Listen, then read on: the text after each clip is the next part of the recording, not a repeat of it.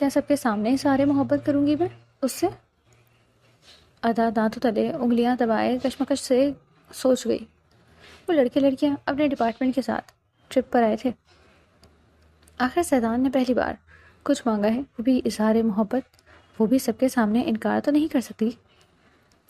وہ اس طرف جاتی خود سے بولی جہاں سیدان سلطان اور اس کے دوستوں کا کیمپ تھا۔ یار بڑا کمینہ ہے، کمینہ نکلا تو، یہی امید تھی تجھ سے۔ تم ادا سے اظہار محبت صرف اس لیے کروانا چاہتے تھے کہ تم اسے سب کے سامنے ذلیل کر کے اس کے بھائی سے انتقام لے سکو۔ اندر سے آتی آوازوں نے ادا کے قدموں کو برف کا مجسمہ بنا دیا۔ سانس سینے میں کہیں اٹک گئی تھی۔ سب سماعتیں یکجاں ہو کر سیدان کے جواب کا انتظار کرنے لگی تھی۔ اور نہیں تو کیا، تمہیں سچ میں لگا کہ میں اپنے دشمن کی بہن سے محبت کر سکتا ہوں؟ سوچنا بھی مت، وہ تو بس ایک مہرہ تھی جس سے کل میں اس کے بھائی کو شے مات دوں گا۔ وہ خباثت سے بولا۔ اور ادا کے دل کا کیا یار، وہ تو تیرے سے سچی محبت کرتی ہے، ٹوٹ جائے گی بیچاری۔ اس کا ایک دوست ہمدردی کے زیر اثر بولا، ہاں تو ٹوٹ جائے میری وجہ سے، اور ویسے بھی سیدان سلطان جس پر اپنا سایہ ڈال دے مرتے دم تک اسے کسی اور کے قابل نہیں چھوڑتا۔ وہ تنفر سے بولا تھا، بغیر یہ جانے کے باہر کھڑا وجود کانچ کے شیشے کی طرح مسمار ہو گیا تھا، بالکل ٹوٹ کے چکنا چور، اور کرچیاں ٹوٹ کر بکھرتے اس کے وجود پر لہو لہان کر چکی تھی۔ وہاں اس وقت 3 لوگوں نے اس کا یہ تکبرانہ حقارت امیز اقرار سنا تھا۔ وہ بے ساختہ شکستہ لڑکھڑاتے قدموں سے پیچھے کی جانب گرنے والی تھی جب 2 مہربان ہاتھوں نے اسے تھاما۔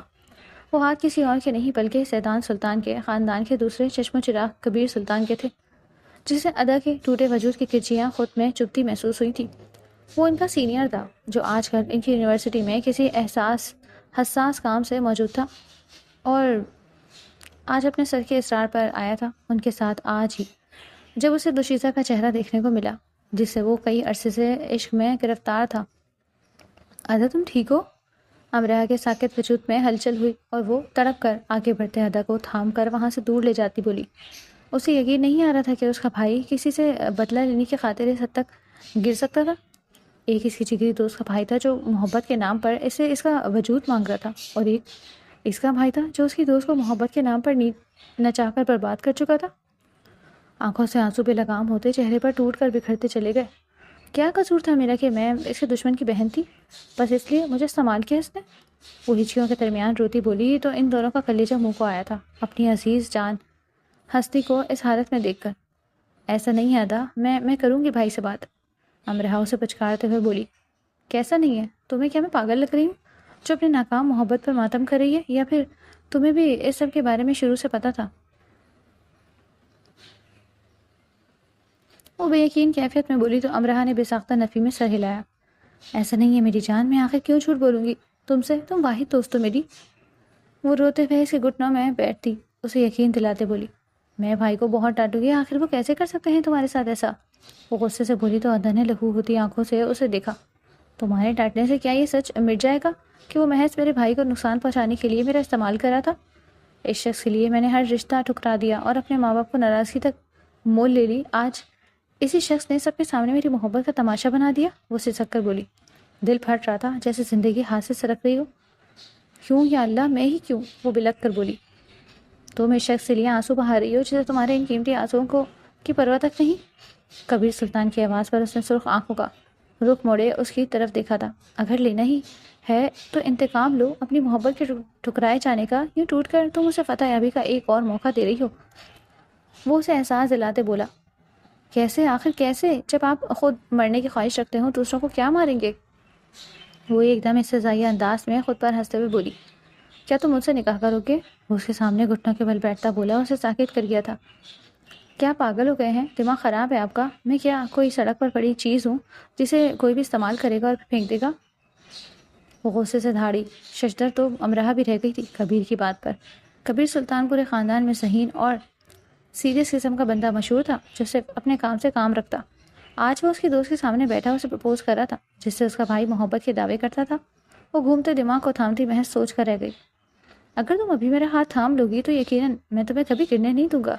اس کی آنکھوں میں سچائی کا سمندر ہلکولے لے رہا تھا جو پہلے ہی گرے ہوئے ہوں، اور گرنے سے کیا بچایا جائے گا؟ وہ پھٹتے دل سے کر لاتی، اس سے پہلے کہ وہ کچھ اور کہتا وہ بھاگتی چلی گئی تھی وہاں سے۔ یہ آپ کیا کر رہے ہیں بھائی؟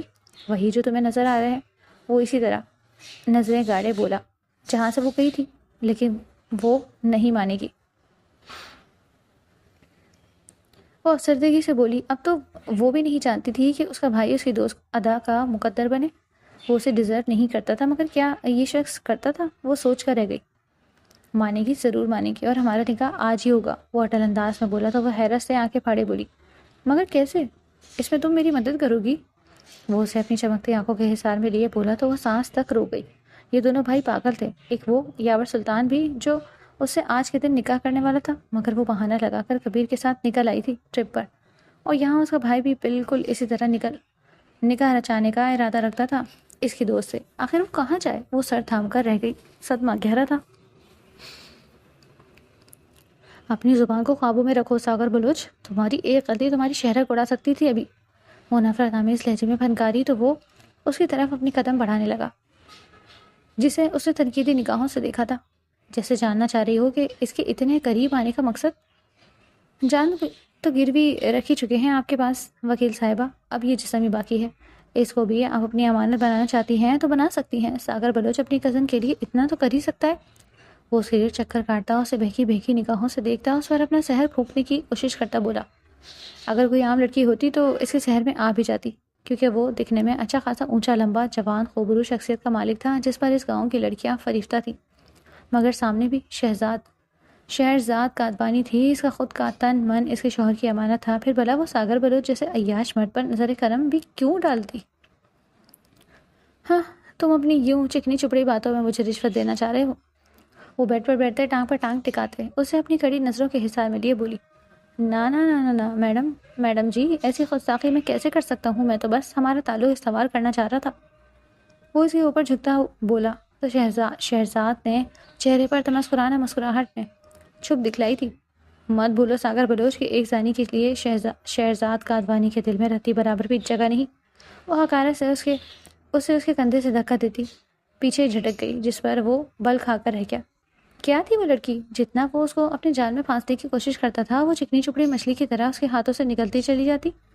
وہ چاہتا تو ایک منٹ میں اسے بیڈ پر پٹک کر اس کے تن بدن سے کپڑا جدا کر دے، اسے کسی کے منہ دکھانے کے قابل بھی نہ چھوڑتا، مگر اس کی قید اس کے آڑے آ رہی تھی۔ اس شاطر حسینہ نے ایسی چال چلی تھی کہ ان کے ہاتھ بن چکے تھے، اور وہ چاہ کر بھی بہت سی جنسی خواہشات رکھنے کے باوجود بھی اس کے قرب کے لیے مچلتا اس کے قریب نہ ہو پا رہا تھا۔ اجی چھوڑو نا ان باتوں کو، کل ہم سب کزن مل کر چائے پی لیں گے دوپہر میں، یقین مانو مل بیٹھنے سے نفرت کے دہکتے الاؤ بھی شانت ہو جاتے ہیں، اور پھر ابھی تو آپ کے بہن بھائیوں سے پہچان بھی کروانی ہے۔ وہ اسے اس کے ستیلے بہن بھائیوں کا تانا دیتے بولا ہاں اتنی ہی جان پہچان بہت ہے میرے لیے، جن کی نیت پہلے ہی پتہ ہو ان کو جان کر اپنا نقصان کرنے میں شہرزاد کاتوانی کو کوئی دلچسپی نہیں۔ وہ اسے دروازے کی طرف اشارہ کرتی سیدھا اشاروں میں گیٹ آؤٹ ہونے کا کہہ رہی تھی۔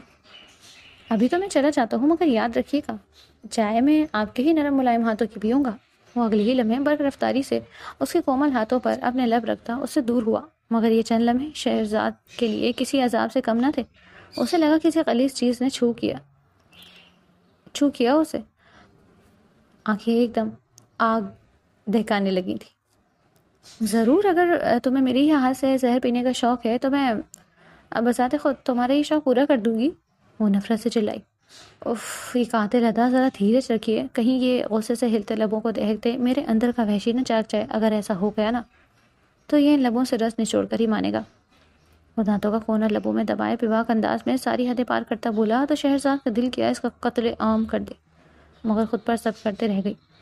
ابھی تو تم اپنی محبوبہ کی فکر کرو، کمرے کے باہر کھڑی بیچاری غصے سے لال پیلی ہو رہی ہوگی کہ اس کا محبوب اسی ستیلی بہن کے قدموں سے لپٹا جا رہا ہے۔ وہ اسے طنزیہ انداز میں وارن کرتی بولی تو وہ جھٹکے سے پلٹا، باہر کھڑے وجود کو دیکھنے کے لیے ذرا آگے ہوا ہی تھا کہ شہرزاد نے اسے دونوں ہاتھوں سے زور سے باہر دھکا دیتے اندر سے دروازہ دھڑام سے بند کیا تھا کہ وہ خون کی گھونٹ پی کر رہ گیا، اور چوں ہی وہ پلٹا تو وانیہ کو سرخ نرم نگاہیں لیے وہاں کھڑے دیکھ کر اس کا منہ یوں بنا تھا جیسے کڑوا بادام چبا لیا ہو۔ تم یہاں کیا کر رہی ہو؟ وہ اس کا بازو غصے سے دبوچتے اسے دیوار کے ساتھ پٹکتے بولا یہی دیکھ رہی ہوں کہ تم میری ستیری بہن کے لبوں کا جام کس شدت سے پینا چاہتے ہو۔ وہ غصے اور آنسوؤں کے بعد سرخ پڑتے نگاہوں سے دیکھ چیخی تو پڑی تھی، بکواس بند کرو اپنی، کتنی دفعہ کہا ہے مجھ سے دور رہ کر، سمجھ نہیں آتی؟ ایک بات تیری کھوپڑی میں، وہ اس کے دماغ پر اپنی شہادت کی انگلی سے دستک دیتا بولا۔ ہاں نہیں سمجھ آتی مجھے، نفرت کی یہ زبان مجھے صرف تمہارے پیار کی زبان سمجھ آتی ہے جو تم دوسروں پر نچھاور کرتے رہتے ہو۔ مجھے دینے کے لیے تو تمہارے پاس ایک پل نہیں، دوسروں کی جھولی میں تم اپنی راتوں کی خلوت قربت تک انعام میں دے آتے ہو۔ وہ دانت چباتے ہوئے بولی، کیا کمی ہے مجھ میں بولو؟ پڑھی لکھی نہیں ہوں یا خوبصورت نہیں ہوں؟ ادھر دیکھو نا، خوبصورت تو ہوں، گوری بھی ہوں، یہ دیکھو، پھر مجھ سے یہ بے اعتنائی کیوں برتتے ہو؟ وہ اپنا دوپٹہ جو گلے میں ڈال رکھا تھا اسے زمین پر پھینکتے اس کا منہ دبوچ کر زبردستی اپنی جانب کرتے بولی تو ادھ کھلی کھڑکی سے نظر آتے منظر کو دیکھتے شہزاد کی آنکھیں حیرت کے سائے تلے واہ ہوئی۔ یہ کیا تماشا ہے لڑکی؟ تو اچھی طرح جانتی ہے کہ میں گھر کی عزت پر نقب نہیں لگاتا۔ وہ ایک دم جھکتا، دوپٹہ اس کے گلے میں ڈال کر گھونٹتے ہوئے بولا کہ اس کی گردن اس کی شدت پر سرخ پڑی۔ تو کیا جو اندر ہے جسے ابھی تم راس لیا جا رہے تھے وہ کیا تمہاری سگی بہن تھی؟ اس کی کہی تو توہین ہمیں اس بات پر ساگر بلوچ کا ہاتھ اٹھا تھا جو اس کے منہ پر چھاپ چھوڑ چکا۔ تھپڑ اتنا کرارا تھا کہ اس کا دماغ کا سنسنا اٹھا، کجا کے گال سرخ پڑ چکا تھا، ہونٹ کا کنارہ پھٹ چکا تھا۔ درد ہو رہا ہے، ہاں ہونا بھی چاہیے، کیونکہ تم اسی لائق ہو۔ کبھی میری بہن کو خود سے مت ملانا، تم سے لاکھ درجے اونچے اور صاف کردار کی مالک ہے وہ۔ اور رہی بات اندر بیٹھی لڑکی کی تو وہ بھی میری ہے، میری ملکیت، اور پھر چاہے ساگر بلوچ کی ملکیت میں جو بھی چیز آ جائے وہ اسے توڑے مڑوڑے یا پھر تاج کی طرح سجا کر رکھے، اس کا اختیار فقط ساگر بلوچ کو ہی ہے، سمجھی؟ وہ اسے نفرت سے زمین پر پٹکتے اپنی شال جھٹکتے جھاڑتا وہاں سے جا چکا تھا۔ پیچھے وہ پھنک پھنک کر رو رہی تھی اور شہزاد کو بددعائیں دینے لگی تھی جو ان کے بیچ آ گئی تھی۔ کیا تھا جو ساگر بلوچ حوث کا کچا تھا؟ وہ اس کو کسی طرح اپنی طرف راغب کر ہی لیتا اگر ان کے درمیان یہ شہزاد نامی دیوار نہ آ ٹھہرتی۔ شہزاد نے اسے تعصب سے دیکھا، وہ پہلے ہی دروازے میں اس کا پلو دیکھ جان چکی تھی کہ اپنے محبوب کو اس کے کمرے میں دیکھ وہ چھپ کر ان کی باتیں سننے آئی تھی۔ جب شہزاد سے ساگر بلوچ کی بکواس اور نہ سنی گئی تو اسے ساگر بلوچ کو دھکے مارتے اس کمرے سے دفع کیا۔ اس پر پرشکن ماحول نے اس کے اعصاب جھنجھنا کر رکھ دیے تھے۔ تبھی وہ نہانے گھس گئی دوبارہ، کیونکہ اسے اپنا کیس اسٹڈی کرنے کے لیے اپنا دماغ فریش چاہیے تھا۔ نہا کر باہر آتی وہ دوبارہ اپنے کیس میں مشہور ہو گئی۔ جب رات کے 1:30 بجے اسے کافی کی طلب ہوئی تو وہ جوتا پاؤں میں اڑس سے نیچے کچن کی جانب بڑھی جو اس نے صبح ہی دیکھا تھا۔ جیسے ہی وہ سیڑھیاں اتر کر نیچے آئی تو اسے چھن چھن کی آواز آئی۔ اس نے اس طرح سے پیچھے پلٹ کر دیکھا مگر ہو کا عالم تھا، کوئی بندہ بشر وہاں موجود نہ تھا، تو پھر یہ آواز کیسی تھی؟ وہ اسے نظر انداز کرتی کچن میں گئی اور کچھ دیر ڈھونڈنے کے بعد وہ کافی تو نہیں مگر دودھ ڈھونڈنے میں کامیاب ٹھہری تھی۔ وہی ایک گلاس دودھ پیتی وہ جانے کو باہر نکلی جب پھر اس چھن چھن کی آواز نے فضا میں ارتعاش سا برپا کیا تھا، ایسے جیسے کوئی پکار رہا ہو کسی کو۔ ابھی وہ ساکے سی انہی سوچوں میں گم تھی جب کسی نے اس کے کندھے پر اپنا فولادی ہاتھ رکھا تھا کہ وہ جھٹکے سے اس شخص کا ہاتھ جھٹکتی پیچھے ہوئی تھی۔ چہرہ سفید پڑ چکا تھا جبکہ چہرے پر سفید قطرے نمایاں تھے۔ تم یہاں اتنی رات کو؟ وہ حیرت سے بولی۔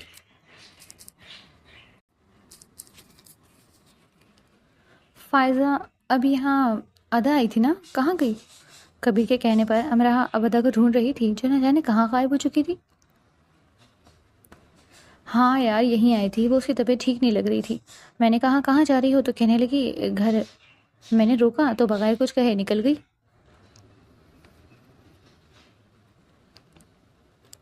ادا کا گھر نزدیک ہی 10 منٹ کی دوری پر تھا پکنگ پوائنٹ سے۔ تبھی وہ دونوں حالات کی سنگینی محسوس کر اس کے گھر کی طرف نکلے تھے۔ جیسے ہی وہ دونوں اس کے گھر پہنچے تو ادا کی والدہ فاطمہ بیگم اور جواد صاحب جو لان میں ہی کھڑے تھے انہیں حیرت سے دیکھنے لگے۔ امراہ بیٹے تم یہاں؟ ادا بھی جلدی آ گئی اور کمرے میں بند ہو گئی بغیر جواب دیے۔ کچھ ہوا ہے کیا؟ انہوں نے پریشانی سے پوچھا۔ وہ آنٹی میں، وہ اٹکنے لگی تھی۔ مجھے آپ لوگوں سے کچھ ضروری بات کرنی ہے، کبیر بیچ میں حائل ہوتا بولا تو جواد صاحب نے معاملے کی سنگینی پر انہیں کرسیوں پر بیٹھنے کا اشارہ کیا جو تھوڑا آگے ہی تھی۔ جب بیچ میں چلتے امراہ کو ٹھوکر لگی۔ بیٹا دیکھ کر جواد صاحب یہ بوریاں یہاں سے اٹھوائیں، یہ مزدور بیچ میں ہی رکھ گئے ہیں، آتے جاتے سب کو ٹھوکریں لگ رہی ہیں۔ فاطمہ بیگم نے فوراً امراہ کو تھامتے ہوئے کہا۔ ہاں بولو کیا بات کرنا چاہتے ہو برخوردار؟ وہ کرسی پر بیٹھتے بولے۔ انکل میں زیادہ بات گھما پھرا کر کرنے کا عادی نہیں ہوں۔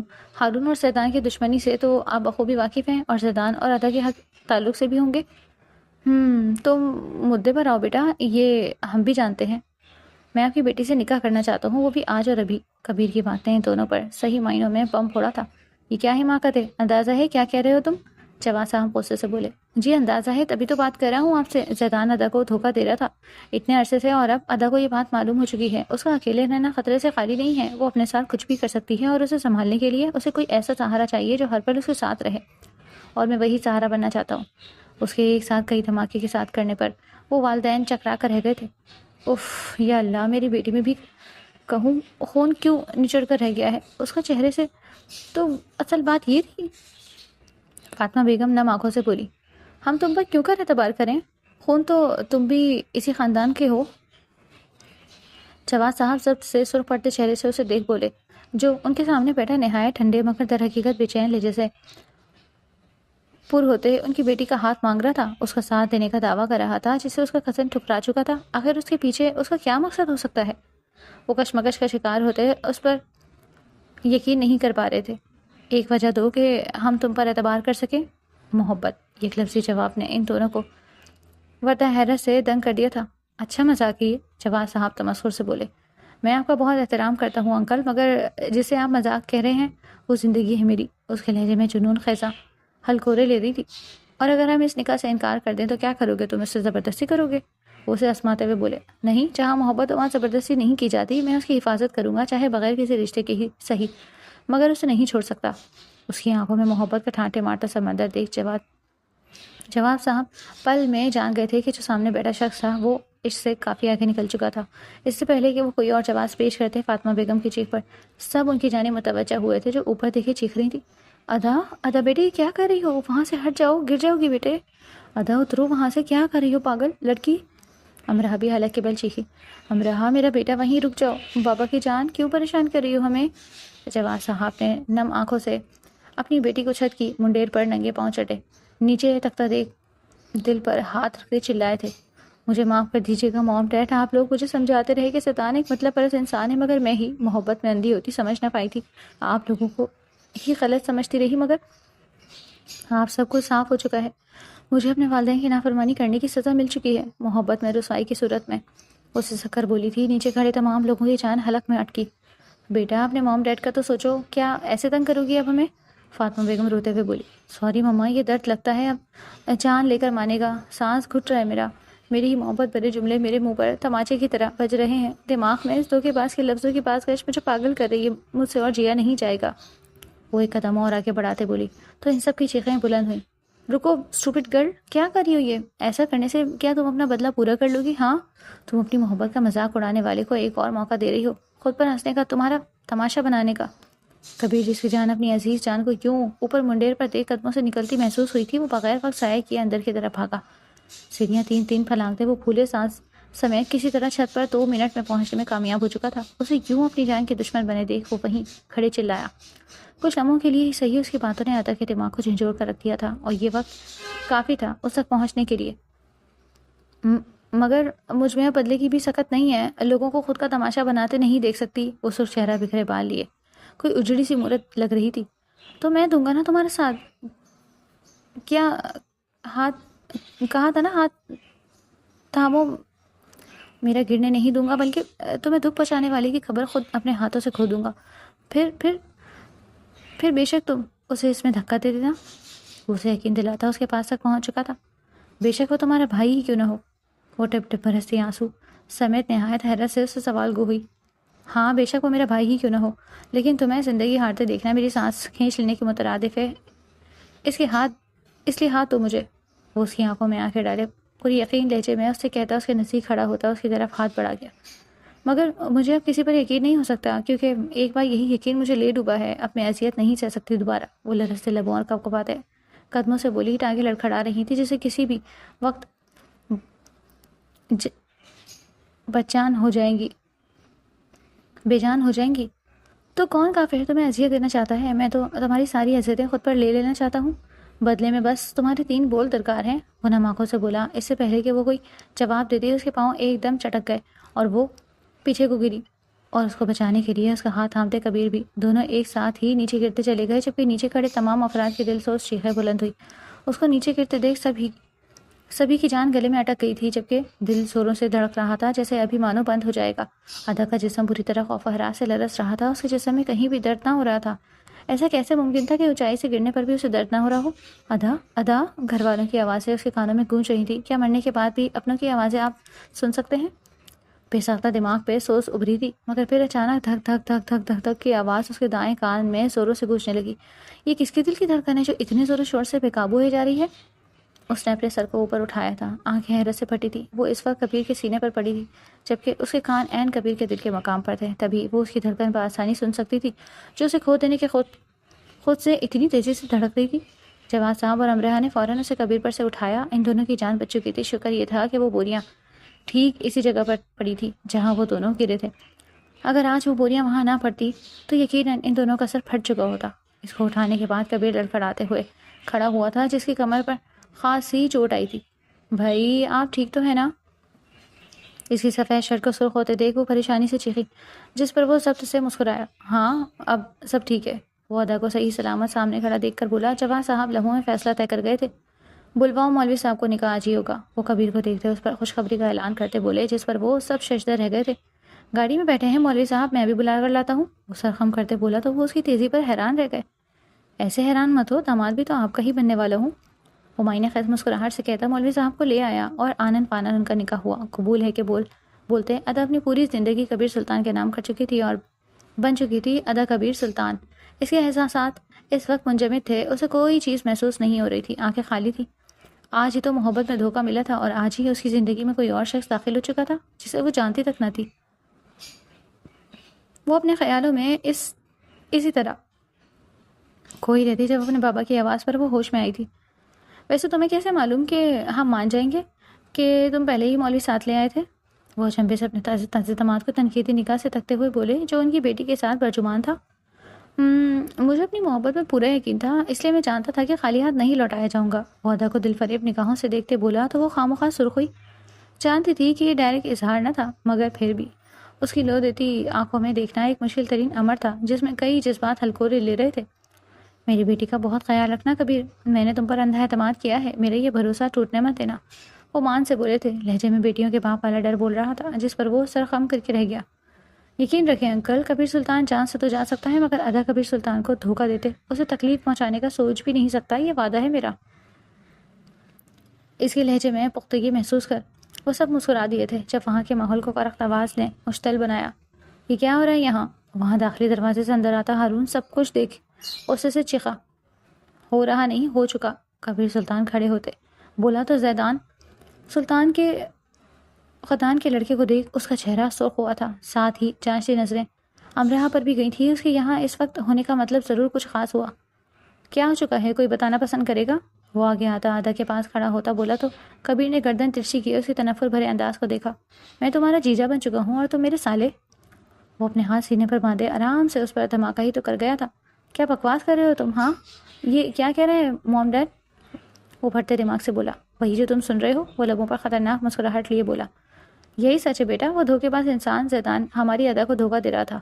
کل وہ سب کے سامنے ہماری بیٹی کا تماشا بنانا چاہتا تھا۔ وہ تو شکر ہے وقت رہتے اس کی حقیقت کھل گئی ادا پر، ورنہ بہت بڑا نقصان ہو جاتا۔ تم سے دشمنی نکالنے کے لیے وہ بس ادا کو استعمال کر رہا تھا۔ ان کی باتوں پر ہارون کا جسم جیسے ایک دم شلنوں کی زد میں آ گیا تھا۔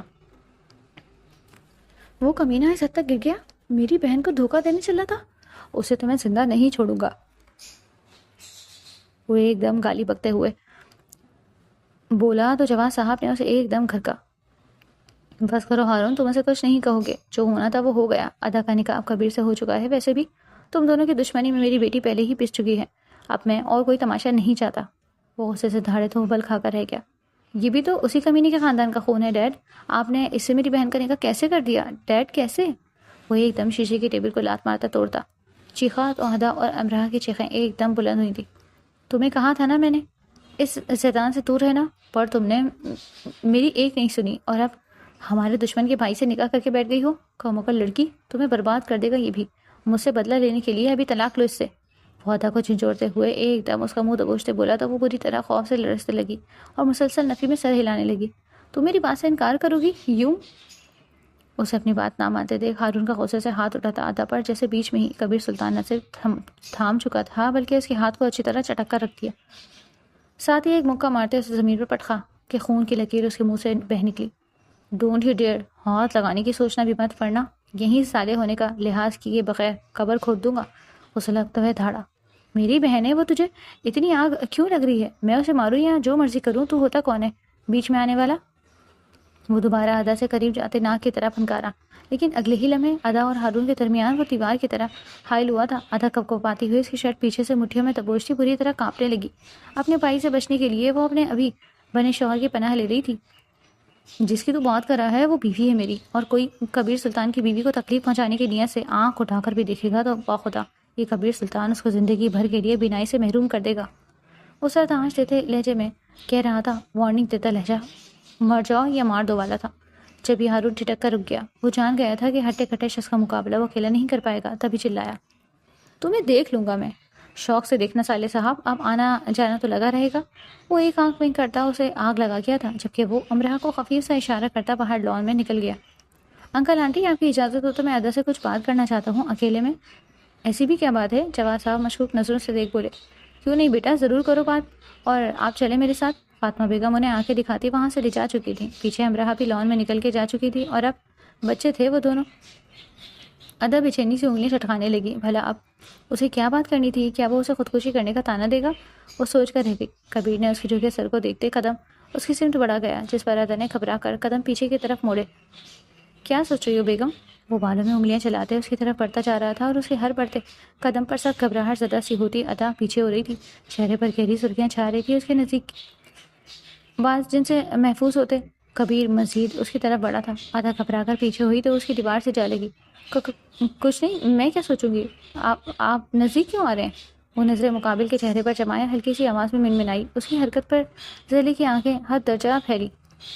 تمہیں کھانے کے لیے؟ وہ اس کی گردن میں منہ گھساتے گہری سانس کھینچتے خود کو پرسکون کرتے بولا تو وہ بے یقینی سے اپنی جھیل سے نیلی آنکھیں پھیلائے اسے خوفزدہ سی دیکھنے لگی، جس کے چہرے پر کوئی تاثر نہیں تھا، اور اب اس کا چہرہ اس کی گردن میں گھسا گرم سانسیں چھوڑا تھا۔ وہ دونوں ہاتھ اس کے دائیں بائیں جمائے اسے نزدیک جھکا، اس کے وجود پر بے تحاشا کپکپاہٹ تاری تھی۔ یہی سوچ رہی ہے نا کہ تانے دوں گا آپ کو، یا پھر ترس کھا کر شادی کی ہے شادی میں نے؟ تو اب غلط ہیں جانے کبیر، سالوں کی چاہت ہے آپ میری، جس کے تصور سے میں جیتا تھا، آج اسے روبرو اپنی ملکیت میں لے کر خود کو حاکم محسوس کر رہا ہوں۔ اس کے چہرے پر اپنی پرتپش سانسیں بکھیرتے گمبھیر لہجے میں بولا۔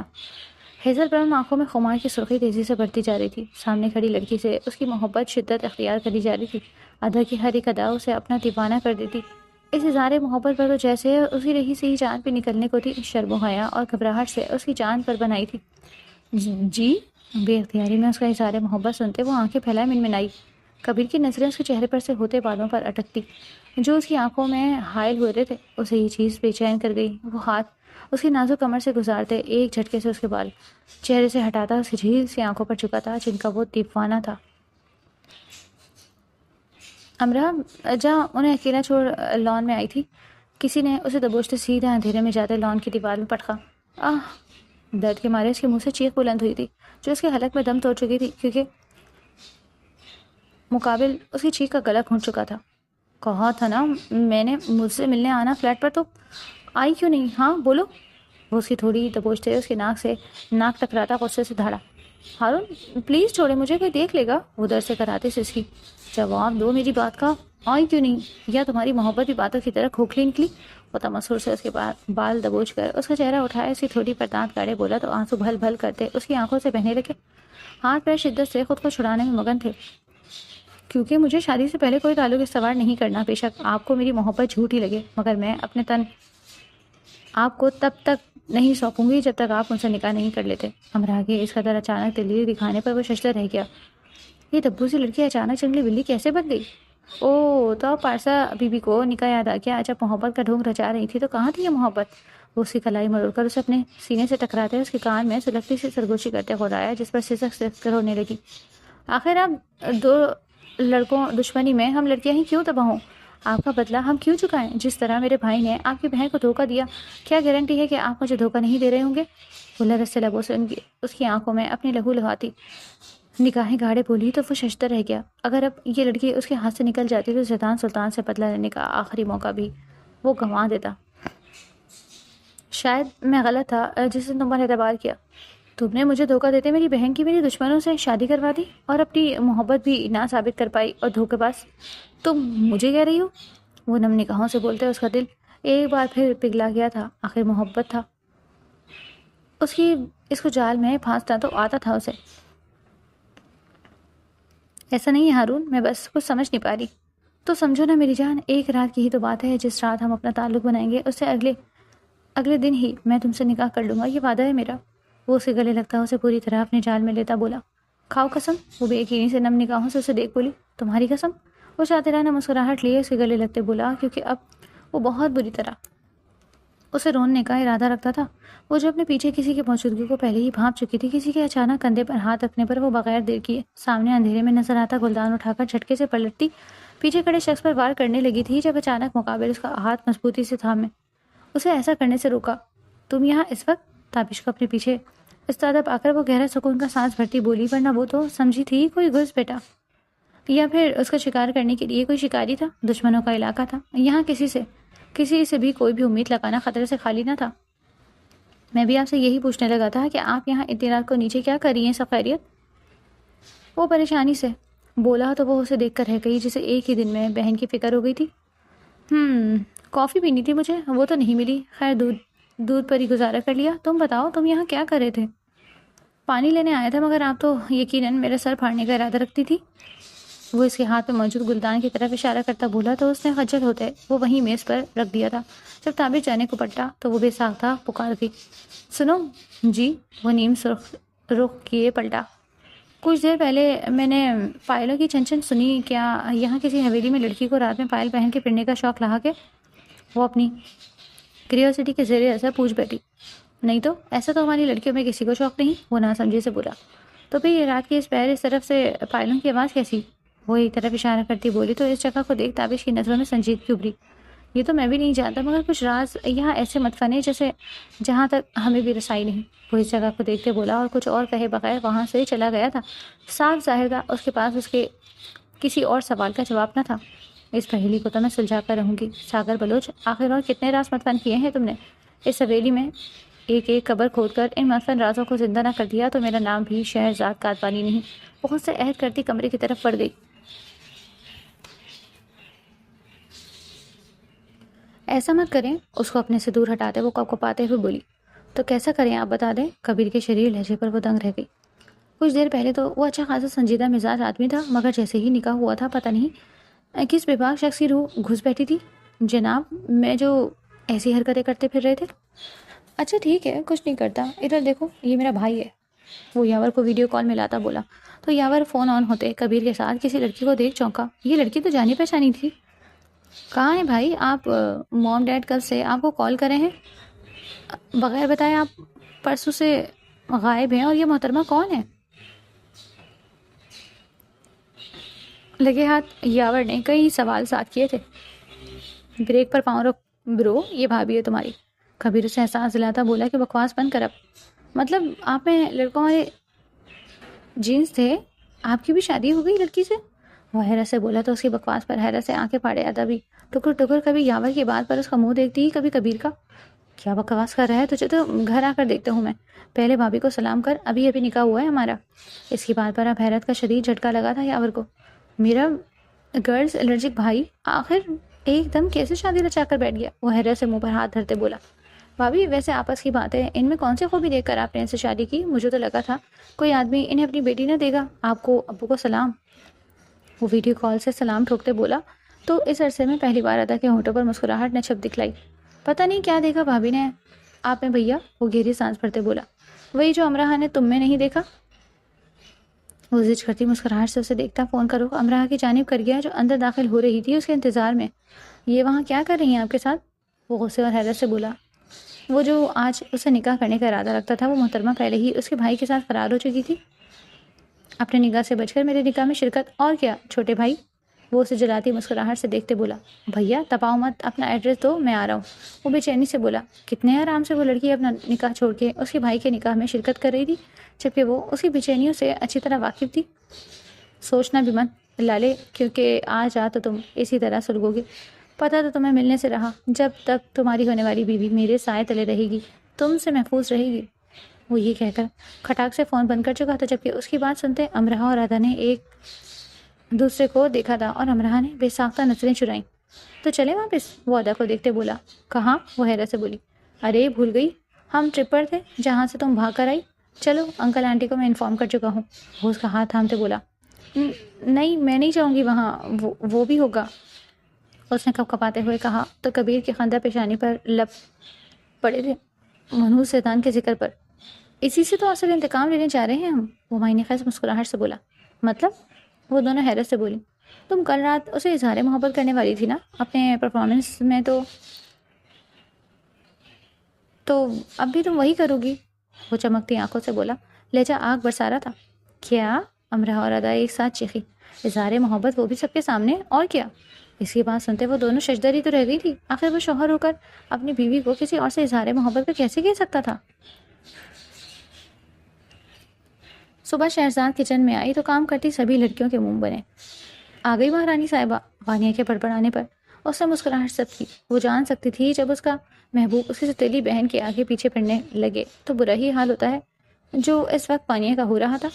وہ فروٹ باسکٹ میں سے ایک سیب اچکتی دانتوں میں کتر کر کھانے لگی. باہر بیٹھے نا, آپ یہاں کیوں آ گئی؟ آپ نے کون سا ہمارے ساتھ کام کروانا ہے؟ بریرہ اسے تنزیہ نگاہوں سے دیکھتی بولی تو وہ گردن چرچی کیے اسے دیکھنے لگی. جب کام کے لیے ملازم ہے تو بھلا مجھے کام کرنے کی کیا ضرورت؟ وہ شیلف پر بیٹھتی ان لوگوں کا مزے سے جائزہ لیتی بولی. ساگر بتا رہا تھا آج شاید ٹی پارٹی ہے, میں تو دیکھنے آئی تھی کیا اہتمام ہو رہا ہوگا سفید حویلی کی ٹی پارٹی کے لیے, مگر یہاں تو سب کچھ ٹھس لگ رہا ہے. اس کی بات پر سب لڑکیوں نے اسے ضبط سے دیکھا. کیا مطلب, کون سی ٹی پارٹی؟ اور اگر چائے کی دعوت تھی ہی تو بھائی نے ہمیں کیوں نہیں بتایا, اور تمہیں کیوں بتائیں گے بھائی جبکہ تم ہماری دشمن ہو؟ بریرہ ناسمجھی سے بولتے اس پر طنز کر گئی. نہیں یقین تو یہ وانیہ سے پوچھ لو, کل رات یہ بھی تو وہیں تھی جب ساگر نے مجھ سے یہ سب کہا. کیوں وانیہ؟ اس نے ایک دم وانیہ کو بیچ میں گھسیٹا تو وہ حواس پاختہ ہوئی تھی سب کی نگاہوں کا مرکز بننے پر. ہاں کہا تھا, میں نے سنا تھا, جلدی بناؤ چائے, وہ آنے ہی والا ہوگا. وہ لوگ فٹافٹ تیاریوں میں جٹ گئیں. لیکن چائے تو محترمہ میں آپ کے ہاتھ کی ہی پیوں گا. وہی ایک دم اپنے نام کی پکار پر اندر آتے اس کے قریب سلیب پر جھکتا اس کی آنکھوں میں آنکھیں گاڑے بولا. اور میں تمہارے لیے چائے کیوں بنانے لگی؟ اس نے آئے کھاتے پوچھا. اب یہ مت کہنا کہ تمہیں چائے بنانی نہیں آتی محترمہ, لگتا ہے چاچی نے اپنی بیٹی کو کچھ سکھا کے نہیں بھیجا. وانیہ حقارت سے بولی تھی جس پر شہرزاد کی پیشانی پر سلوٹیں پڑی. ہاں اگر ایسی ہی بات ہے تو بنا کے دکھاؤ چائے, ہم بھی تو تمہیں دیکھیں تمہاری زبان کے ساتھ ہاتھوں کا بھی جادو. بریرہ بھی چولہا فارغ کرتے اسے آگے آنے کا اشارہ کرتی بولی تو وہ ان تنقیدی نگاہ سے دیکھتی وہاں کھڑی ہوتی چائے بنانے لگی, جبکہ ساگر اسے زج کرتی مسکراہٹ سے دیکھ رہا تھا. اتنا اچھا لگ رہا ہے نا حویلی کی لڑکی کو اس کا اصل کام کرتے دیکھ. اس کے کہنے پر حویلی کے تمام لڑکیوں نے تنزیہ کہکا لگایا اس پر, جس پر اب کی بار زہر خند مسکراہٹ شہرزاد کے چہرے پر چھلکی تھی. اور اس نے وانیہ کی طرف حیرت بھری نگاہوں سے دیکھتے کہا. ارے وانیہ تمہاری گردن اور ہونٹ پر یہ نشان کیسا ہے؟ ایسا لگ رہا ہے کسی نے بہت زور کا مارا ہو. اس نے ایک دم اسے سب کے سامنے شرمندہ کرتے کہا تو سب اس کا چہرہ اور گردن دیکھنے لگے. گردن پر نشان تھے جبکہ چہرہ ذرا سوجا سوجا لگتا تھا. کچھ نہیں, وہ میں گر گئی تھی. وہ ٹکتے ہوئے اپنے ماتھے سے پسینہ صاف کرتی بولی. واہ, گرنے سے ایسے نشانات بنتے ہیں, یہ تو پہلی بار دیکھا میں نے. لیکن تمہارے گال پر تو انگلیوں کے نشان لگ رہے ہیں, وہ بھی کسی وحشی کے. کیوں ہے نا ساگر بلوچ؟ وہیں دونوں پر ایک ساتھ تاک کر وار کرتی بولی تو سبھی اس کی بات کا پس منظر جان گئے تھے کہ وانیہ کا گال دہکانے والا جانور کوئی اور نہیں بلکہ ساگر بلوچ تھا. پانی پیتے ساگر کو اچھو لگا, جبکہ تابش جو شہزاد کی ساری کارستانیاں دیکھ رہا تھا فوراً ساگر کی پیٹھ تھپ تھپانے لگا. لگتا ہے بڑی زور کی ٹھاکر کے بعد مطلب غوطہ لگا ہے. تابش نے اس کی پیٹھ تھپکتے کہا تو اس کی کھا جانے والی نگاہوں پر فوراً اپنی بات بدلی اور تن فن کرتا ہوا باہر جا کر بیٹھا. یہ تم نے بہت برا کیا ہے میرے ساتھ, میں معاف نہیں کروں گی. وانیہ بل کھاتے ہوئے بولی تھی. اتنی تزیق پر اس کی آنکھیں آگ برسانے لگی تھی جبکہ شہرزاد کو وہ اپنی نگاہوں سے قتل کرنے کا ارادہ رکھتی تھی. مائی اسٹیپ سسٹر, میں برا کر رہی ہوں تو اچھا تم بھی نہیں کر رہی. وہ اس کا منہ تھپکتے بولتی اسے آگ لگا گئی تھی کہ وہ غصے سے اس کا ہاتھ جھٹک کر رہ گئی, جبکہ شہرزاد کے ہاتھ اب تیزی سے چل رہے تھے, جبکہ باقی سب حیران کھڑے اس کی پھرتیاں دیکھ رہے تھے کہ جیسے وہ کہیں ماسٹر شیف رہ چکی ہو. ان کی اڑی رنگت دیکھ کر شہرزاد کو اپنے کہکہ دبانا مشکل امر لگ رہا تھا. کیس کے لیے ہی صحیح اسے اپنے خاندان کے ساتھ روبرو ہوتے انہیں مزہ چکانے میں بہت چساری تھی جو بیان سے باہر تھی. اب باری تھی ساگر بلوچ کی. میرے ہاتھ کی چائے پینی ہے جناب کو, آئندہ کبھی مر کر بھی نہیں سوچے گا میرے ہاتھ کی بنی چائے کو منہ لگانے کا. اس نے اپنے ہاتھ کی حقارت سے دیکھتے سوچا جو کل اس کی زانی کے لب پیوست ہوئے تھے. کیا موسم ہے آج؟ سیدان کے دوست نے اسے دیکھتے کہا جس کے منہ پر 12 بجے تھے. کہاں کا اچھا موسم، کل سے تو میری محبوبہ نظر نہیں آ رہی، وہ کڑکتے ہوئے ادا کا ذکر کرتے بولا۔ وہ دیکھ آ رہی ہے تیرے پاس ہی، اس کا دوست پیچھے کی جانب اشارہ کرتے بولا۔ کہاں تھے تم کل رات سے؟ نہ میسج کا رپلائی کر رہی ہے نہ کال کا پتہ ہے، کتنا پریشان ہو گیا تھا میں، اس نے مصنوعی فکر مندی سے کہا تو دوست اس کے شیطانی چہرے پر لعنت بھیج کر رہ گئے۔ جو اتنی صفائی سے اس لڑکی کی محبت کا مزہ بنا رہا تھا، کیا واقعی مس کیا تم نے مجھے؟ وہ بے یقینی سے بول گئی۔ اور نہیں تو کیا، قسم لے لو، نہیں یقین تو؟ وہ ہاتھ اس کے سر پر رکھتا بولا تو ادا کے چہرے پر زخمی مسکراہٹ چھلکی اور اس نے زیدان کا وہ ہاتھ اٹھاتے اسی کے سر پر رکھا۔ اب کھاؤ اپنی سر کی قسم، کیا واقعی مس کیا مجھے؟ وہ اس کے انداز اور حرکت زیدان کے سارے الفاظ حلق میں اٹک چکے تھے، جبکہ اس کے دوستوں کے کہے کا سیلاب امڑ آیا۔ بھلا وہ اپنے ہی سر کی جھوٹی قسم کیسے کھاتا؟ مرنا چاہتا وہ؟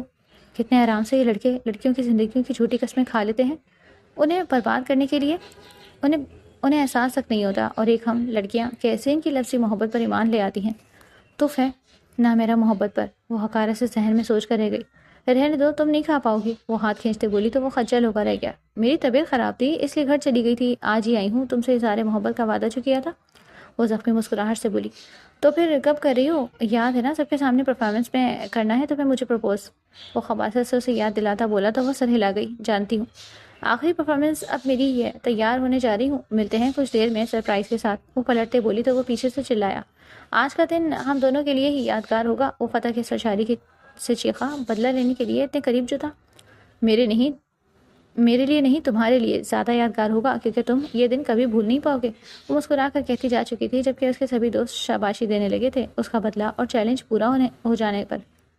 اب مزہ آئے گا اس ہارون کے چہرے پر ذلت کے تاثرات دیکھنے کا، جب پوری محفل کے سامنے میں اس کی بہن کی عزت کی دھجیاں اڑاؤں گا، وہ نفرت سے پھنکارتے بولا تو سب کہکا لگا کر ہنس پڑے اور اپنی سیٹس پر آ گئے تھے۔ شام ہو چکی تھی، اب آخری پرفارمنس کی باری تھی ادا کی۔ تو لیڈیز اینڈ جینٹلمینس، لیٹس اسٹارٹ اور لاسٹ پرفارمنس آف ادا، اس کے نام کی پکار پر سب اسے پکارنے لگے تھے، جبکہ تمام لائٹس بند کر دی گئی تھی، اور جب ایک اسپاٹ لائٹ روشن ہوئی تھی تو رنگ زیدان سلطان کا اڑا تھا، کیونکہ باری باری سبھی لڑکیاں لاؤنج میں لوازمات لا کر رکھنے لگی تھی۔ حسیب، منیب اور تابش ایک ساتھ بیٹھے تھے، جبکہ وقار اپنے بھائی ساگر کے ساتھ برجمان تھا۔ نور بھی انہی کے ساتھ بیٹھی لڑکیوں کا انتظار کر رہی تھی جو اب لوازمات لا کر رکھ رہی تھی۔ میں نے سنا ہے یہ سب میری بہن نے بنایا، شہرزاد نے چائے کی پیالی سب کو پکڑاتے تابش کے آگے کی تو اس نے مسکراتے ہوئے کہا، اور کپ تھامنے سے پہلے جیب سے ہزار کے 10 نوٹ شہرزاد کے ہاتھ میں زبردستی پکڑائے اور ہاتھ سے چائے لی۔ یہ کیا ہے؟ شہرزاد نے اسے دیکھ کر کہا، آپ کا پہلا انعام اپنے بھائی کو پہلی دفعہ کچھ بنا کے کھلانے پلانے کا۔ اس نے نمک پارے جو شہرزاد بنا کر لائی تھی اپنے منہ میں رکھتے اس کے سر پر ہاتھ سے پیار دیتے کہا، تو جانے کیوں؟ شہرزاد کی آنکھوں میں آنسو کی دھن چھائی تھی، جبکہ گلے میں آنسوؤں کا گولا اٹک گیا تھا۔ چھوٹا سا عمل تھا اس کے چھوٹے مگر سوتیلے بھائی کا، مگر اس کو ایسا لگا تاکہ اس کے ننگے آسمان پر کسی نے چھاؤں کی چادر اڑا دی ہو۔ وہ تیزی سے آنکھیں جھک کر آنسو اتارنے لگی تھی۔ میں کسی سے پیسے نہیں لیتی، وہ ان پیسوں کو گھورتے بولی، مگر میں کسی تو نہیں، آپ کا چھوٹا بھائی ہوں، وہ اس کے ہر اعتراض کو دور کرتے بولا تو پہلی بار شہرزاد کے چہرے پر مسکراہٹ چھلکی، اور یقیناً یہ مسکراہٹ دل فریب تھی، اور اس کی ہنسی کی کھنک حویلی کے چاروں سو گونج اٹھی تھی۔ وہاں موجود ہر شخص نے دل سے مانا تھا کہ وہ انتہائی حسین اور خوبصورت دوشیزہ لگ رہی تھی، جس کی ہنسی بھی چھن کر سریلی کوئل جیسی آواز کی طرح نکلتی ماحول کو خوشگوار بنا دیتی۔ پہلی بار لگ رہا ہے کہ مجھ سے باتوں میں کوئی برابری کر سکتا ہے تو وہ تم ہو، وہ اس کو سر سے لاتے بولی اور اس کے ساتھ ہی بیٹھ گئی تھی، کیونکہ لڑکیاں جس نگاہوں سے دیکھ رہی تھی اس نے ان کے ساتھ بیٹھنا مناسب نہ سمجھا تھا۔ بہت مزیدار ہے یہ، واقعی لاجواب۔ حسیب اور وقار نے بھی سچے دل سے تعریف کی تھی، مزے تو لڑکیاں بھی لے رہی تھیں مگر منہ سے کہنا توہین سمجھتی تھی۔ تابش بھائی، آپ نے ہمیں تو کبھی پیسے نہیں دیے، ان کو کتنی جلدی پیسے دے دیے۔ ویسے میں کسی کی تعریف کرتی تو نہیں، مگر یہ واقعی مزے کے بنے ہیں، نور ناک چڑھاتے بولی تو شہرزاد کو وہ 2 چٹیاں کیے ہوئے لڑکی کیوٹ سی لگی تھی۔ سب کو چائے دے دی، مجھے نہیں دی، مجھ سے ایسی بھی کیا دشمنی سرکار؟ ساگر بلوچ سے نگاہوں کے حصار میں لیتے بولا۔ میں دے دیتا ہوں۔ تابش فوراً اٹھنے لگا تو وہ ہاتھ اٹھا کر انکار کر گیا۔ جب میں نے فرمائش ان سے کی ہے تو پوری بھی وہی کریں گی نا؟ وہ منہ جھکوتاؤ دیتے بولا تو وہ تابش کو بیٹھنے کا کہتی گہری سانس لیتے خود ہی اٹھی اور چنک اٹھاتی اسے کپ میں چائے ڈال کر دینے لگی۔ اس نے کپ کو معائنہ خیزی سے دیکھا اور کپ سامنے ساگر کے لاتے سرگوشیانہ انداز میں بولی، اس سب کے لیے مجھے تم نے ہی مجبور کیا تھا، اب بھگتو۔ وہ منہ پر مسکراہٹ سجائے ہلکی سی آواز میں بولی تھی جس پر وہ سمجھ نہ سکا اس کی بات کا مطلب۔ کہیں سچ میں تو زہر نہیں ملا دیا؟ وہ آنکھ مارتے آہستہ سے بولا۔ پی کے دیکھ لو میرے ہاتھوں سے تو میں زہر بھی قبول تھا۔ وہ اس کے ہاتھ میں کپ تھماتی بولی۔ اب چائے بنا ہی دی ہے تو کیا ہی اچھا ہو کہ اپنے ہاتھ سے پلا بھی دیں۔ وہ خباثت سے اونچی آواز میں بولتا ہوا پہلا گھونٹ بھر گیا، مگر جیسے ہی وہ گھونٹ حلق سے اترا اس کی سانسیں بند ہونے لگی، حلق میں کانٹے آ گئے تھے، کب زمین بوس ہوا تھا اور ساتھ ہی وہ بھی۔ گرتے ہوئے اس نے شہرزاد کے چہرے پر مسکراہٹ دیکھی۔ ارے کوئی ڈاکٹر کو بلاؤ۔ وہ اس کا سر اپنی گود میں رکھتے چلائی اور اس کے کان میں سرگوشی کی۔ کہا تھا نا امتحان مت لو میرا، ورنہ زہر دینے سے بھی گریز نہیں کروں گی۔ پیچھے ہٹو تم۔ کیا ہوا ساگر؟ آنکھیں کھولو۔ وانیہ اسے دھکا دیتی آگے آئی تھی، وہ آرام سے پیچھے ہو گئی۔ اے لڑکی، کیا ملایا تھا تم نے چائے میں؟ ہاں، میرے بھائی کو کیا ہوا ہے؟ یہ سانس کیوں نہیں لے پا رہا؟ بریرہ ساگر کا منہ تھپتھپاتے بولی۔ Seriously don't you guys have any common sense? بجائے اس کے کہ تم لوگوں کو اسے اٹھا کر اسپتال لے جاؤ یا بیڈ پر لٹاؤ، تم لوگ اس کا سانس بند کرنے کے لیے اس کے اوپر چڑھ کر کھڑے ہو گئے ہو۔ اس کی بات پر قاسم اور حسیب نے فوراً اسے اٹھاتے کمرے میں لے جاتے بیڈ پر لٹایا۔ ڈاکٹر کو فون کرو، کہاں مر گیا ہے یہ؟ زہر پھیل جائے گا، اس کے اندر پتہ نہیں کیا کھلایا ہے اسے اس منحوس نے۔ بریرہ غصے سے بولتی اس پر جھپٹنے کو آئی جیسے بیچ میں ہی تابش نے روک کر جھٹکے سے دور کیا۔ خبردار جو میری بہن پر الزام لگانے کی کوشش کی، اس نے کچھ نہیں کیا۔ بھول گئی تم کہ یہ وہی چائے ہم سب نے بھی پی ہے؟ ہمیں تو کچھ نہیں ہوا، ہمارے سامنے ہی تو بنائی تھی چائے، انہوں نے پھر کس منہ سے؟ تم ان پر الزام لگا رہی ہو؟ وہ گھرا کر بولتا ہے۔ ایک الگ ہی انسان لگ رہا تھا جسے سب ششدر نگاہوں سے دیکھ رہے تھے، جس نے کبھی بڑی سے بڑی بات کا غصہ نہ کیا۔ اپنی بہن پر بات آنے پر وہ کیسے شیر کی طرح پھاڑ کھانے کو توڑا؟ حیران تو شہرزاد بھی تھی۔ بھائی کی سانسیں نہیں چل رہی ہیں، قاسم نے نم آنکھوں سے بولا تو سبھی سفید چہرے سے اس کی طرف منہ موڑ گئے تھے۔ وانیہ بے ہوش ہوتی نیچے ڈھہ گئی، جبکہ شہرزاد نے گھڑی پر وقت دیکھا تھا، 4 منٹ پورے ہوئے تھے۔ ان سب کو پیچھے ہٹاتی وہ آگے آئی تھی اس کے بے ہوش ساکت وجود کے پاس۔ پیچھے ہٹو۔ قاسم کو ہٹاتی وہ آگے آتے اس کے دل کے مقام پر دونوں ہتھیلیوں کا دباؤ ڈالتی زور سے جھٹکا دی گئی۔ اسے ہلتے نہ دیکھ اس نے 5 بار یہ عمل دہرایا۔ جو دبا اسے ساگر کے کپ پہ لگائی تھی، اس سے کچھ منٹ کے لیے بندے کی سانسیں عارضی طور پر رک جاتی ہیں۔ دل پر دباؤ دینے سے سانسیں دوبارہ چلنے لگی۔ اس کو ابھی تک یوں ساکت دیکھ کر وہ حیرت زدہ ہوئی، آنکھوں میں تفکر ابھرا۔ اب تک تو ہوش آ جانا چاہیے تھا اسے۔ اس نے دوبارہ ایک جھٹکا دیا اس کے دل پر۔ اس کی مندھی آنکھوں کو دیکھتے اس نے ساگر کے دل کے تمام مقام پر کان دھرا تھا جہاں دل تیزی سے دھڑک رہا تھا۔ سب حیرت زدہ سے اس کے عمل کو دیکھ رہے تھے جب ساگر بلوچ کی آواز کمرے میں گونجی۔ صدقے کہیں میں جنت میں تو نہیں پہنچ گیا؟ یہ کیا دیکھ رہا ہوں میں؟ وکیل صاحبہ میرے سینے کی زینت بنی، میری دھڑکنوں میں ارتعاش پیدا کرنے کا سبب بن رہی ہیں۔ اس کی بےباک بات پر وہ لب بھینچ کر جھٹ سیدھی ہوئی تھی جب اس نے اس کی کلائی سے جھٹکا دیتے اسے کھینچ کر اپنے قریب کیا تھا کہ وہ اس کے سینے پر گری۔ مریض عشق ہوں میں جس کی دوا صرف آپ ہیں، آپ کہاں چلی جان بچا کر؟ اس کی بات پر شہرزاد نے غصے اور شرم سے سرخ پڑتے کھا جانے والی نظروں سے اسے دیکھا۔ چھوڑو مجھے۔ وہ غرائی تو تابش نے فوراً بیچ میں آتے اس کی کلائی ساگر سے چھڑاتے اسے اپنے پیچھے کیا تھا۔ یہ کیا بدتمیزی ہے؟ جب 2 بڑے بات کر رہے ہوں تو چھوٹوں کو بیچ میں نہیں آنا چاہیے۔ ساگر کو تابش کا بیچ میں آنا کافی ناگوار گزرا تھا، تبھی دانت کچکچاتے بولا۔ جب بڑوں کا دماغ سٹیا جائے تو چھوٹوں کو بیچ میں آنا ہی پڑتا ہے۔ وہ ساگر کی آنکھوں میں آنکھیں ڈالے بولا تو وہ لب بھینچ کر رہ گیا۔ آپ چلیں، آپ کو گاؤں دیکھنے جانا تھا نا، میں لے چلتا ہوں۔ تابش اسے دیکھتے بولا تو وہ فوراً حامی بھر گئی۔ ایسے کیسے؟ یہ میری ذمہ داری ہے انہیں گاؤں دکھانے کی، اور یہ کام میں ہی سر انجام دوں گا۔ وہ نکاح سے اٹھتے بولا تو بریرہ فوراً بولی، بھائی آپ کی طبیعت ٹھیک نہیں ہے؟ میں ٹھیک ہوں۔ وہ اس کا ہاتھ جھٹکتے اٹھا، میں لے جاؤں گا انہیں، ویسے بھی میری بہن آپ کی ذمہ داری نہیں ہے۔ کیا ہوا ہے؟ چھوٹے بڑے بہن کی راگ لاپ رہے ہیں؟ بھول گیا تیری سوتیلی بہن ہے، چاچی کو خبر بھی لگ گئی تو تیرا گھر سے نکلنا بند کروا دے گی۔ وہ خباثت سے بولا تو تابش غصے سے تپتے مٹھیاں بھیج کر رہ گیا تھا۔ تو ویورز نیکسٹ کیا ہوگا گائز؟ جلدی سے کامنٹس میں تکے لگائیں۔ Thank you.